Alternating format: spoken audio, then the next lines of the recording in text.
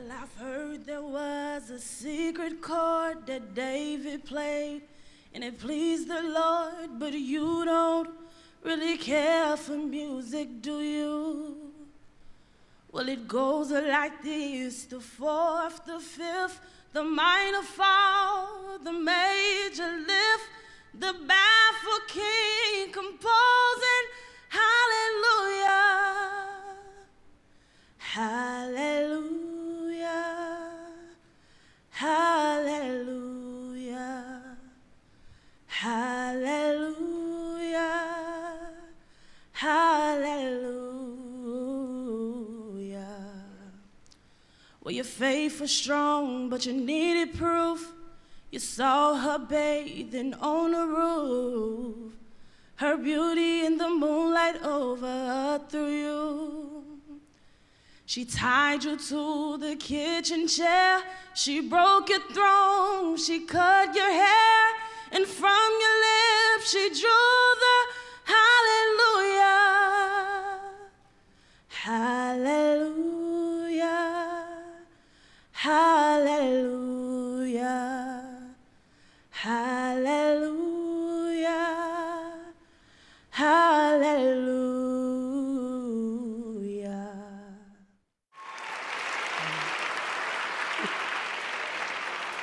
Good afternoon, everyone. Joining me now are two remarkable women who are both looking to reform the criminal justice system for women. Topeka.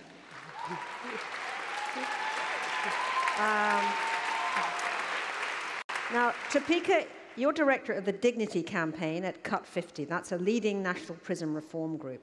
And in your 20s, you became involved with drug trafficking and were eventually arrested. You waited for trial for 11 months, during which time you witnessed a kind of something that really just brought you to an awakening and a sense of wanting to have a different sort of life and a different kind of mission. Mm-hmm. Can you tell me about what you experienced in that 11 months in jail and why that led to such an awakening for you? Absolutely, Tina. First, I want to thank you for having me here. And this is just amazing. We can give Tina just a minute. You don't get it enough. And so when I think about my incarceration and the women that I met, which when I just saw that, it just drove tears to me, actually. My sisters inside were just phenomenal women, and yet I had no idea I was clueless, right? Before I went to prison, I thought that people who were in prison were there because they did something wrong, they broke the law, and they need to be there. And also that people who use drugs because they wanted to, right? And so who changed my life was a sister, Tina, and she had told me when I asked her, well, why are you using drugs? And she said, well, she used drugs because her father was raping her and told her to take the heroin and the pain would go away. And when she said that to me, that was that moment that actually changed my life, and then understanding that even though I was incarcerated for the 11 months before I actually pled guilty, that there were so many women who were in there because of trauma, violence, and abuse and didn't have access to resources, access to mental health care, and so they turned to what was right there for them. And so I remember I had amazing support through friends and family, people I went to college with who came to visit, no matter where I was in the country, and yet I would see sisters like dumpster diving is what we called it. And it was because if you needed panties, you had to go through a big laundry cart that looks like a dumpster, and you would have to pick out the panties that were less soiled. And to think about the things and actually observe what they were going through and understood that even in that space I had a privilege, that I also knew that because of that privilege, that I had to come out and come home and help women who were incarcerated, to change laws, to bring dignity back, and to make sure that we can end incarceration of women and girls. Well,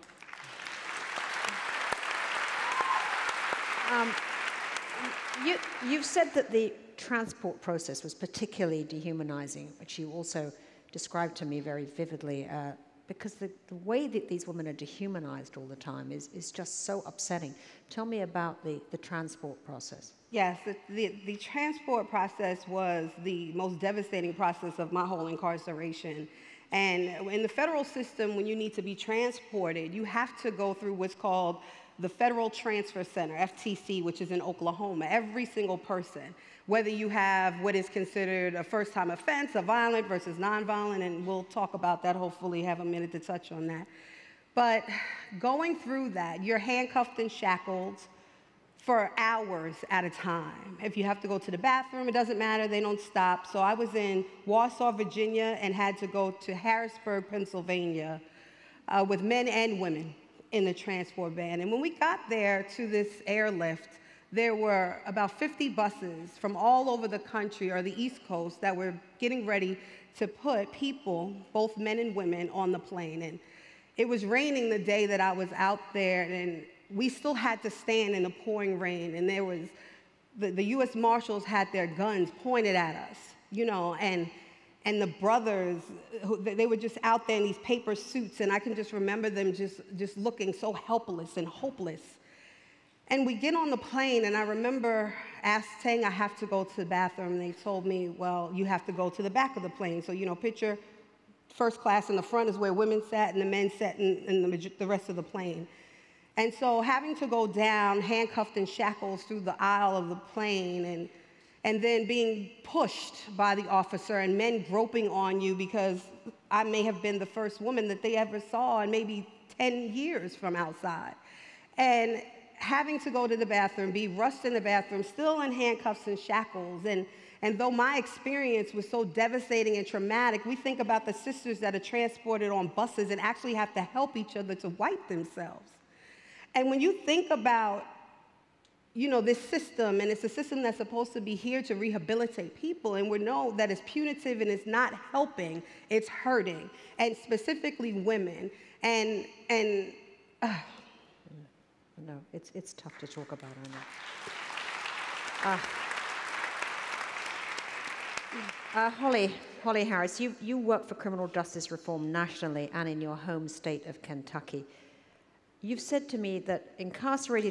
No people from Kentucky here? You said that incarcerated women are the forgotten women of the Me Too movement. What did you mean by that?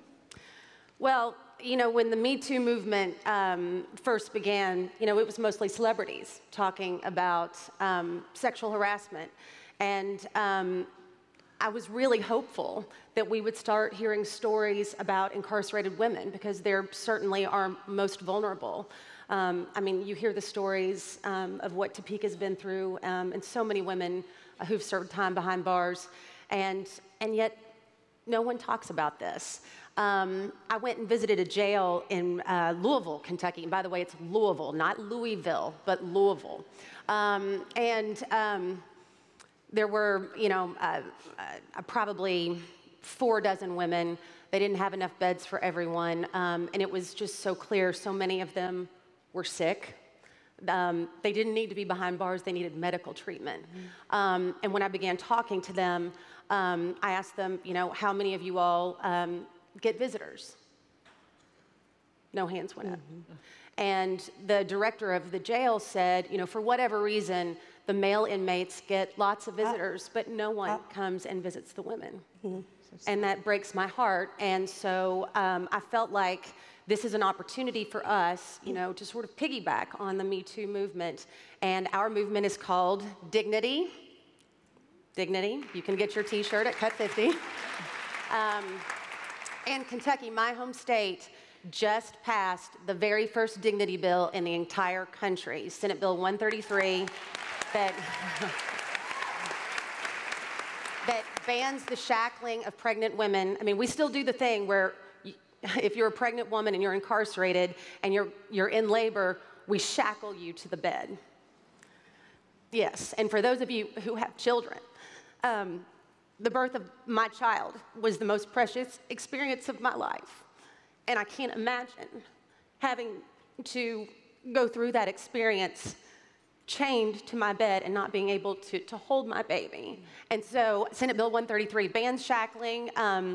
It provides for more treatment for women who are incarcerated.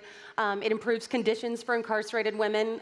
All of the terrible treatment and the lack of services that Topeka just talked about, all of those issues are addressed in this bill. So Senator Julie Rocky Adams, she is on Twitter. If you have an opportunity to say thank you to her, please do so. All right. Well, Holly, you have personal reasons yourself for being involved in justice reform. You want to share what those reasons were? Well, it's interesting because Topeka and I have very different backgrounds. You know, she's had so many challenges, and I grew up in a perfect family. I mean, my dad was a doctor, my mother was a stay-at-home mom, and she was a stalker. She still is a stalker.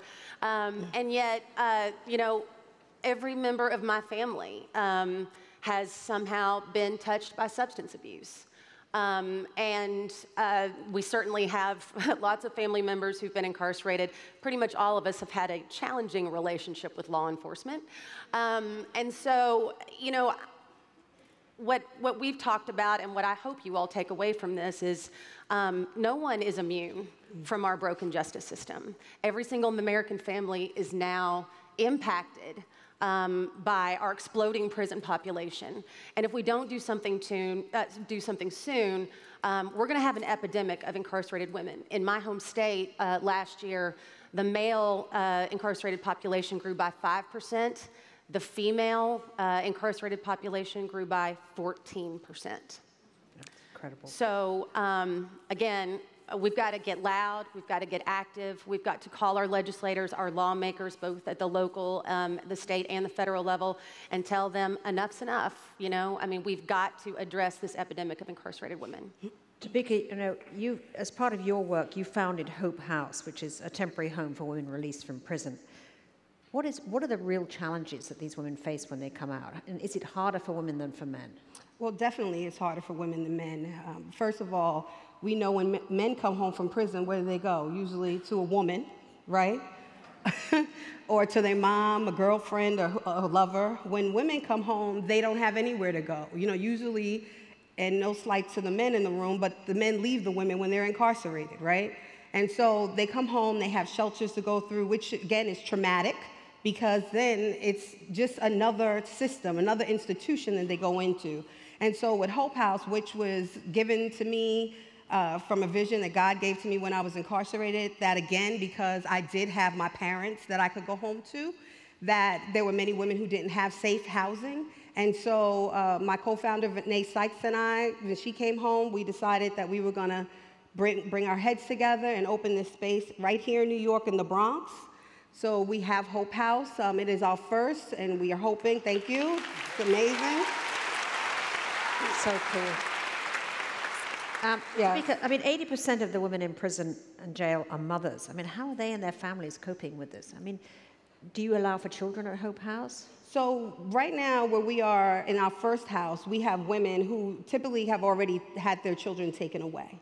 And so we have a sister who has 5 children who are in South Carolina. They dropped her off here in New York, and yet we were able to get her into Hope House and helping her to go back to school. She wants to be a cosmetologist, and she wants to own her own hair salon. So we're helping her to do that.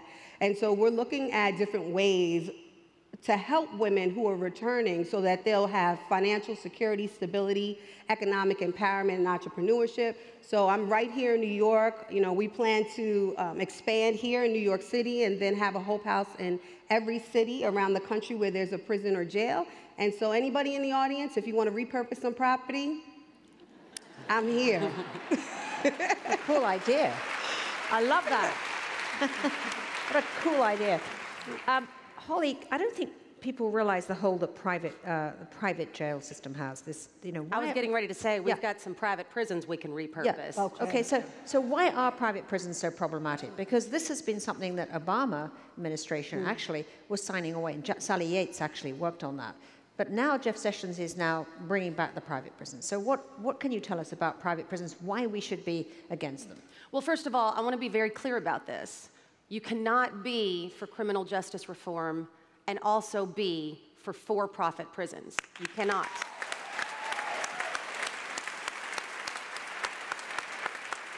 'Cause For-profit prisons they answer to investors. They don't answer to taxpayers.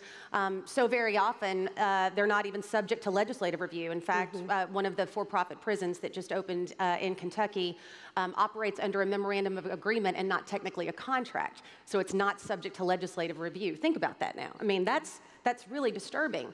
The for-profit prisons are making a comeback, obviously, under Jeff Sessions. They're doing a lot of political giving. A lot of it is very surreptitious and very under the radar. What really scares me is, several years ago, the for-profit prisons were shuttered in Kentucky. I mean, two things Kentucky doesn't have. We don't have bail bondsmen, okay? And we didn't have for-profit prisons. And so they started making a comeback, and then we opened one, or the administration opened one right before the legislative session. And all of us were deeply concerned because many years ago there was a rash of rapes of women at the Otter Creek facility in Kentucky. There were riots, and many of the individuals who were living in prison. We shouldn't say inmates or offenders. Thank you. Many of the individuals who were living in prison were hungry. And so they ended up, rioting because they needed food. So it's unacceptable to me. All of the people who support for-profit prisons always say, well, they're cost-saving measures. I have lots of reasons why that's not true, including all of the litigation that followed those horrific incidents in Kentucky right before the prisons closed. But there really is not a price that you can put on the safety of the people who are living in our jails and prisons. And I identify as a conservative. I mean, I'm from Kentucky, so yeah. And I'll tell you, I mean, those of us who have a deep faith and who care about how we treat our neighbors and our family and our friends, you can't support for-profit prisons. I don't care how much money it saves, and I'm deeply hopeful that we'll be vigilant moving forward. I do believe that the for-profit prisons will be the greatest obstacle to reform moving forward because they're very smart. They will open up their prisons in very poor districts in the backyards of very powerful legislators. And so, a lot of times these legislators, the people in their districts need jobs, and so they look at this as economic development. Of course, we all know that ultimately it's not. But that's what we've got to worry about. Topeka, you've been working on passing legislation on the Dignity Bill. What does this bill call for, and why should we want this to happen? Right, because like Holly just shared, we want to make sure the conditions. Let me go back. Though the work that I'm doing and many reform advocates are looking at as far as decarcerating and ending incarceration of women and girls, that we must make sure that women are in humane conditions while they are inside, right? Because without that, I mean, I know where I was, and there's no way while we try to fight to bring people home that they should still be subjected to having male guards in plain view while they're trying to undress or take a shower, or not have access to proper hygiene products, tampons and pads. I mean, women, we can't help that this is a great gift from God that we've given, a period, right? If I could be frank. And the men should be happy too because you're here because of it, right? And so in the end, we have to have access to the things we need just like anywhere else.